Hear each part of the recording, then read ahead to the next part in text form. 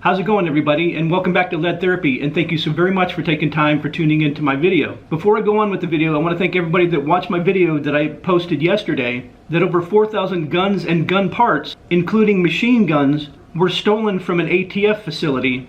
And at the time I'm making this video, that particular video has close to 50,000 views. And if you haven't watched that video yet, I will post a thumbnail at the end of this video where you can click on it and it'll take you straight to it.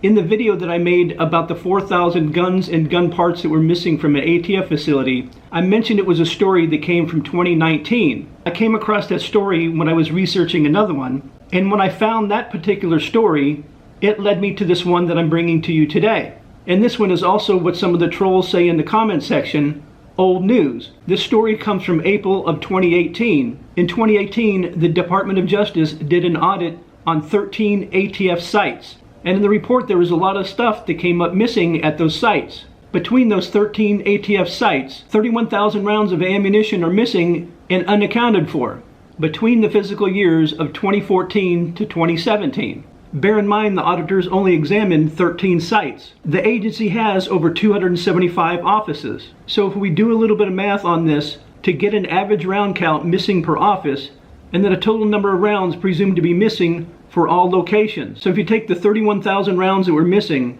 and you divide them by 13, which were the number of sites audited, that comes to an average of about 2,384 rounds missing from those sites. And if you multiply that by the 275 offices that the ATF has, that equals 655,600 rounds that are missing from all 275 ATF offices. And if you want to be conservative with the total, let's say it's 500,000 rounds missing. The Department of Justice Inspector General at that time, Michael Horowitz, said, "That's not good at all.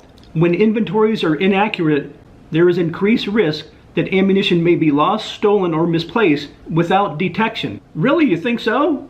Did the ammunition end up in Mexico just like those firearms did during Fast and Furious? The ATF missing 650,000 rounds of ammunition isn't bad enough. The audit found out something else that's very disturbing too.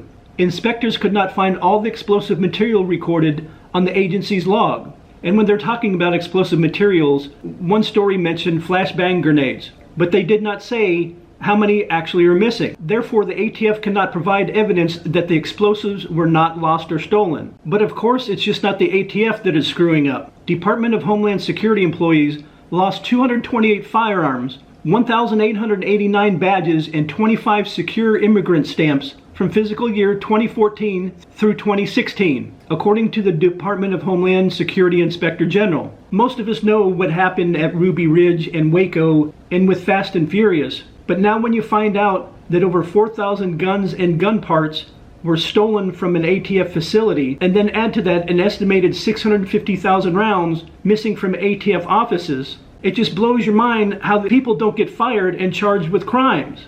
This stuff just doesn't get up and walk away by itself. And that's why nobody trusts the ATF and believes the ATF should be abolished and their duties taken over by the FBI.